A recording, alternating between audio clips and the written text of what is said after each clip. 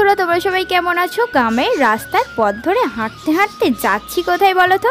যাই হোক, সেটা একটু পরেই দেখতে পাবে। সকাল সকাল মানে না, একদমই সকাল নয়, 10টা বেজে গেছে অলরেডি। 10:30 নাগাদ চলে এসেছি বাপের বাড়ি একেবারে। এই যে আমাদের বাড়ির গেট, একেবারে গেট দিয়ে ঢুকে যাচ্ছি। চারিদিকের পরিবেশটা কত সুন্দর লাগছে দেখো। গ্রামের পরিবেশ অবশ্যই সবার ভীষণই প্রিয়।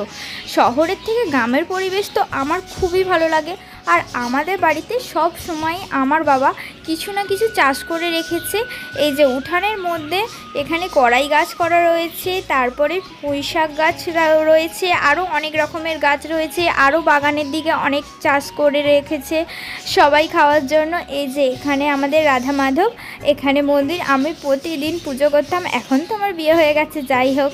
এই যে আমার গোপাল সোনারা রয়েছে। মায়ের সকাল সকাল পূজা করা হয়ে গেছে, তার কারণ আমরা তো সবাই আসবো আর মাকে প্রচুর আয়োজন করতে হয়েছে, তাই জন্য সকাল সকাল পূজা করে নিয়েছে। এই যে আমাদের ঘর বাড়ি, এখানে হচ্ছে আমার 2 দাদা, মা, বাবা সবাই থাকে, বৌদি আর সবাই রয়েছে। এই যে দাবার মধ্যে দেখো একটা বিড়াল রয়েছে, যেটা আমাদের পোষা বিড়াল। এই যে মা এখানে সব কিছু রেডি করে ফেলছে সবাইয়ের জন্য, ফল, মিষ্টি, দই, চিড়ে সব কিছু রেডি করছে। একেবারে চলে এসেছে দিদি আর বোনঝি, এটা হচ্ছে আমার মাসির মেয়ে। এরাও আমাদের সাথে সবাই মিলে এনজয় করা হয়েছিল খুব। এই যে আমার মাসি এখানে রয়েছে, মাসি আসছে। আর দেখো ওদের দিক থেকে আসতে না আসতে এদিকে বরমশাই খাওয়া একদম শেষ করে ফেলেছে।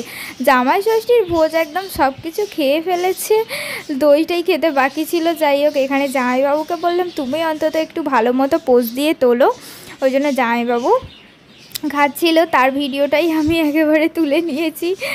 তারপরে এখানে সব কিছু ফল, চিড়ে, দই রেডি ছিল, আর লুচি ছিল করা। সব কিছু খাওয়া দাওয়ার পরেই কিন্তু আমরা খেতে বসে গেলাম। 3টে থালায় রেডি করে আমি, মাসি, দিদি, মা সবাই খেলাম। আর সোজাসুজি চলে গেলাম পুরো একদম দুপুরের মেনুতে।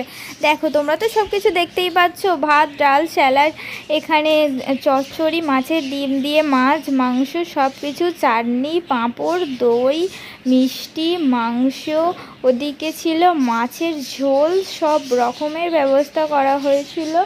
সব কিছুই খাওয়া দাওয়া করার পরেই আবার বিকালবেলা বসে গেলাম চাট খেতে।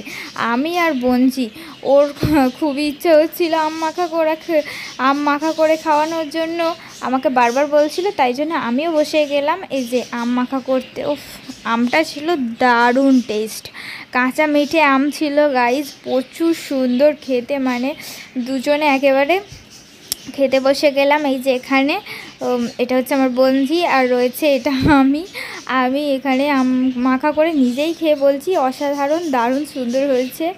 এই যে তারপরে চলে গেলাম, বিকাল হয়ে যেতে না যেতেই মা হচ্ছে জামাইদের জন্য নতুন জামা কিনে এনেছিল, সেইগুলোই পরে দেখতে বলছিল কার ছোট হয়েছে না বড় হয়েছে।